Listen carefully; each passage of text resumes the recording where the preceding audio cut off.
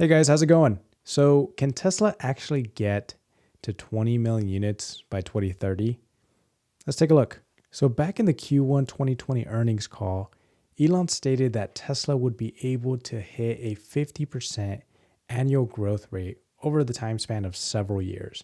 So, it's not a year over year 50% growth rate, it's a 50% compound annual growth rate over several years. Didn't really specify how many, specify that it's over a certain amount of period. So you can say 5, 10, 10-ish years, you can say. So right now, people are just saying from that 2020 period onto 2030 is about that 50% growth. It wasn't until Battery Day, however, in that same year, in 2020, September 2020 to be exact, that Elon stated that Tesla was targeting to hit the 20 million unit per year mark. So in 2020, if you do the math, Tesla delivered 500,000 units in 2020. If you multiply that times 50% per year over the next 10 years, you roughly get to about 20 million units in 2030. I think it's a little less, it's about 19 and a half-ish, but I mean, pretty darn close when you're talking about that many millions. Now, again, I want to reemphasize, it's a compound annual growth rate over several years. It's not a year over year. So one of the biggest gripes that Wall Street investors had with Tesla once they closed CY22 was that they had missed that 50% target. I think they had gotten somewhere around 40-ish percent, and Wall Street was up in arms about how they missed that 50% growth target that they had stated back in 2020. Sorry, but I just really need to kind of hit this home because there is a misunderstanding of it's not a year-over-year growth rate. It's a multi-year span in which on average it's 50%. So sorry for repeating that so many times. I think I've said it like 50 times, but I just want to make sure that that's clear. Now keep in mind, in my point of view, I don't really care too much of whether or not Tesla hits that 20 million unit mark by 2030. In my point of view, it's a matter of when, not a matter of if. So I have the utmost confidence in Elon and the leadership at Tesla that they will continue to execute on that target. I feel like they can get to 20 million units by 2030. To be quite honest, the way I see it, it just might be a bit of a stretch considering all the macroeconomic headwinds that Tesla has kind of endured over the last couple of years, where there's the supply chain crisis, of course, the issues that's going on in China with the shutdowns and whatever it might be. So a lot of headwinds that Tesla has had to deal with over the last couple of years and might potentially continue to deal with over the next several years. Unfortunately, socioeconomically, things are going on with what the Fed is doing right now. Of course, globally, there's that tension, a potential war continuing to get out of hand.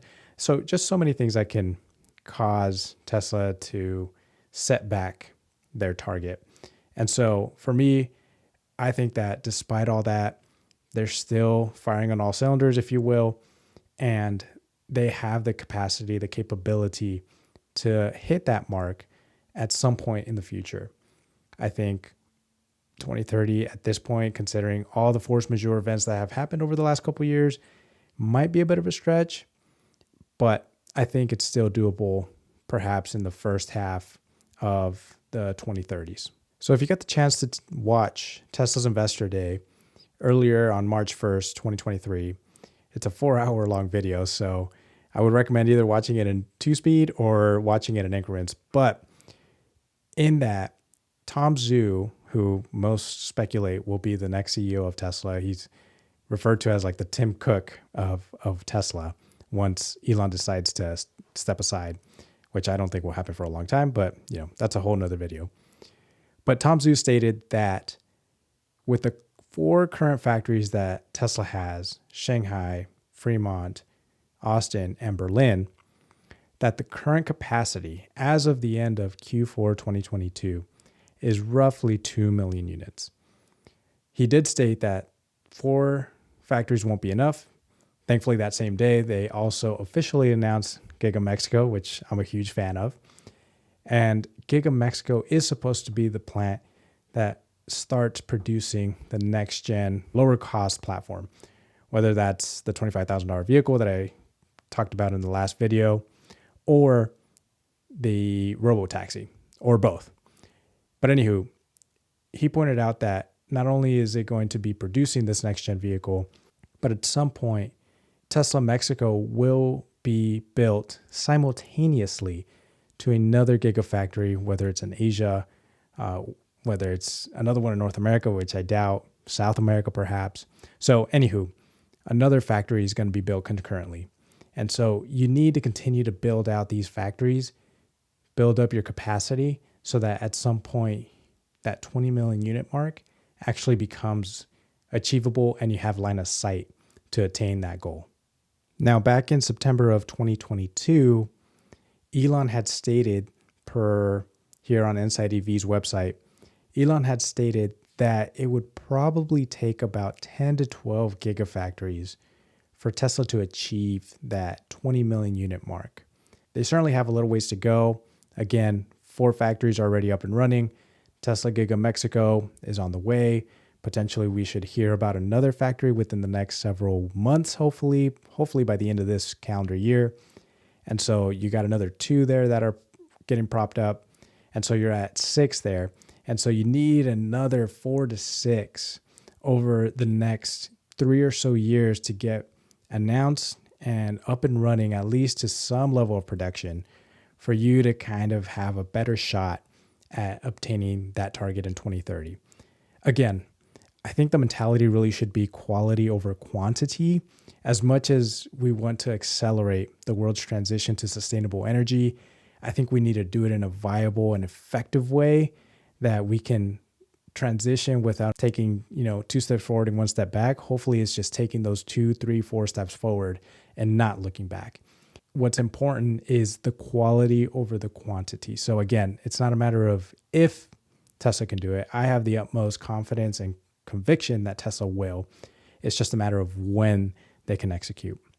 And one more thing that I want to keep in mind, the global fleet per Investor Day, and I think you can Google this, you should be able to find this kind of almost anywhere, but the consensus is that the global fleet currently is about 1.4 billion vehicles. And so if you're talking about trying to replace that fleet, 20 million vehicles of 1.4 billion is only about 1.5%. So it's peanuts compared to what is needed to actually continue to accelerate the world to sustainable energy. So what's important is Tesla cannot do it alone. As much as everybody talks about the competition coming for Tesla, at some point all these other legacy OEMs are going to release their own vehicle, their own EVs. As much as a Tesla shareholder that I am, full disclosure, as much as, that might be something that might frighten me, if anything, I kind of welcome the competition. If anything, I really want the competition. 1, because that helps continue to accelerate that transition. But 2, it helps also keep Tesla always with an innovative mindset, with a mindset that the pressure is coming, the competition is coming. They need to make sure that they have differentiating vehicles, whether it's on the technology aspect, the performance aspect, the comfort aspect, whatever it might be, that they just have that drive to continue to improve and make the best vehicles that they can make. Okay, so really quick, just want to finish with a super simple table of what the numbers look like over the next several years.